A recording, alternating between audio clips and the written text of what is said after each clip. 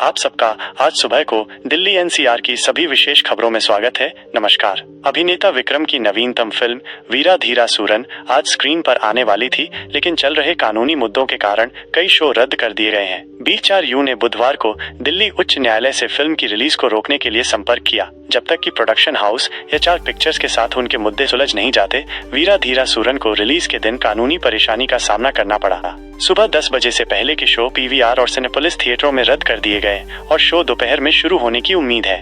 B4U ने film के निर्माता रिया शिबू से कथित तौर पर सिनेमा घरों में रिलीज से पहले फिल्म के OTT अधिकारों को बेचने के अनुबंध का सम्मान नहीं करने के लिए मुआवजे की मांग की है। दिल्ली का कुख्यात पॉटी बदमाश 27 वर्षीय चाकूबाज और जेब कतरे, जो खुद को गंदा करके गिरफ्तारी से बचने के लिए जाना जाता था, आखिरकार पकड़ा गया है। एक अधिकारी ने बुधवार को ये जानकारी दी। पिछली मुठभेड़ों में दीपक कई बार असहनीय बदबू पैदा करके गिरफ्तारी से बचने में कामयाब रहा था, जिससे अधिकारी उसे पकड़ने से कतराने लगे। अधिकारियों ने बताया कि दीपक का लंबा आपराधिक इतिहास है और उसके खिलाफ उत्तर और मध्य दिल्ली के कई पुलिस थानों में आधा दर्जन से अधिक मामले दर्ज हैं। जम्मू कश्मीर में एक महत्वपूर्ण घटनाक्रम में हुर्रियत कॉन्फ्रेंस से जुड़े 2 और समूहों J&K तहरीक-ए-इस्तिकलाल और J&K तहरीक-ए-इस्तिकामत ने अलगाववाद को त्याग दिया है और प्रधानमंत्री नरेंद्र मोदी के नेतृत्व में बनाए जा रहे नए भारत के विजन में अपनी आस्था व्यक्त की है। केंद्रीय गृह मंत्री अमित शाह ने इस फैसले का स्वागत करते हुए इसे क्षेत्र में अलगाववाद के घटते प्रभाव का प्रतिबिंब बताया। आम आदमी पार्टी के सांसद राघव चड्ढा ने गुरुवार को भारत में कराधान प्रणाली को लेकर बढ़ती चिंताओं को संबोधित किया। जीवन चक्र में करों की व्यापक प्रकृति की ओर ध्यान आकर्षित करते हुए चड्ढा ने इस बात पर आलोचनात्मक रूप से प्रकाश डाला कि कैसे नागरिकों पर उनके जन्म से लेकर उनके निधन तक कर लगाया जाता है। राज्यसभा में चर्चा के दौरान बोलते हुए राघव चड्ढा ने नागरिकों को उनके योगदान के बदले में मिलने वाले मूल्य पर सवाल उठाया, जिसमें ये भी शामिल है कि क्या उन्हें विश्व स्तरीय स्वास्थ्य सेवा, शिक्षा या बुनियादी ढांचे से लाभ मिलता है। उन्होंने कहा, जीवन में केवल 2 चीजें निश्चित हैं, मृत्यु और कर। जिस क्षण आप पैदा होते हैं, उस क्षण से लेकर उस क्षण तक जब आपका परिवार आपकी मृत्यु पर शोक मनाता है, सरकार हर कदम पर आपकी मदद करने के लिए नहीं, बल्कि आप पर कर लगाने के लिए मौजूद रहती है। दिल्ली उच्च न्यायालय ने हाल ही में भारतीय विमानपत्तन प्राधिकरण AAI को दक्षिण दिल्ली के वसंत विहार में भूमि पुनः आवंटित करने से इनकार कर दिया, जहां आज समाजवादी पार्टी, जनता दल यूनाइटेड और मिजो पीस फाउंडेशन के कार्यालय हैं। ये निर्णय AAI द्वारा दायर एक याचिका के जवाब में आया है, जिसमें उन्होंने इन राजनीतिक दलों के कार्यालयों के लिए भूमि आवंटन को रद्द करने की मांग की थी। उच्च न्यायालय ने AAI की याचिका को खारिज कर दिया, जिसमें कहा गया कि भूमि का आवंटन वैध था और रद्द नहीं किया जा सकता है। दिल्ली पुलिस के एक सब इंस्पेक्टर SI को दिल्ली में ड्रग सिंडिकेट में कथित भूमिका और 1 साल तक गिरफ्तारी से बचने के लिए सेवा से बर्खास्त कर दिया गया है। 20 मार्च को पुलिस उपायुक्त DCP अपराध मुख्यालय अपूर्व गुप्ता द्वारा बर्खास्तगी आदेश जारी किया गया। आदेश में कहा गया है, इस मामले में विभागीय जांच संभव नहीं है, क्योंकि SI नरेश कुमार करीब 1 साल बीत जाने के बावजूद गिरफ्तारी से बच रहे हैं। दक्षिण पूर्व जिले के DCP के अनुरोध पर SI नरेश कुमार के खिलाफ LOC लुकआउट नोटिस भी जारी किया गया है। ओला इलेक्ट्रिक को राहत, रोस मेहता ने NCLT से दिवालियापन याचिका वापस ली। लगभग 22 करोड़ रुपए और 2.5 करोड़ रुपए के भुगतान में चूक के कारण रोस मेहता डिजिटल सर्विसेज और रोस मेहता सेफ्टी सिस्टम्स की ओर से दिवालियापन याचिकाओं का सामना करना पड़ा। NCLT के न्यायिक सदस्य सुनील कुमार और तकनीकी सदस्य राधाकृष्ण श्रीपदा की पीठ ने याचिका वापस लेने की अनुमति दी।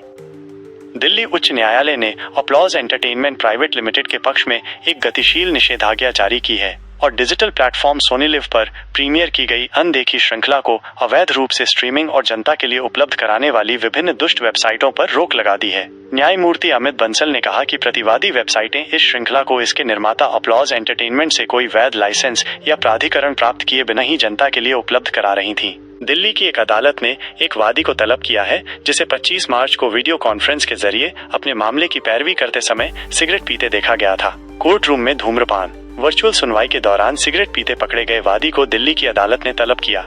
ये घटना अदालत की कार्यवाही के दौरान मर्यादा और अनुशासन के महत्व को रेखांकित करती है, भले ही वो वर्चुअल रूप से आयोजित की जा रही हो। 31 वर्षीय एक व्यक्ति की उसके 3 दोस्तों ने हत्या कर दी। उन्हें शक था कि वो पुलिस को सूचना दे रहा है। ये घटना उत्तर पश्चिमी दिल्ली के अलीपुर में हुई। पुलिस के अनुसार हाल ही में 2 आरोपियों को पकड़ा गया था, जिससे उन्हें विश्वास हो गया कि चंदन ही मुखबिर था।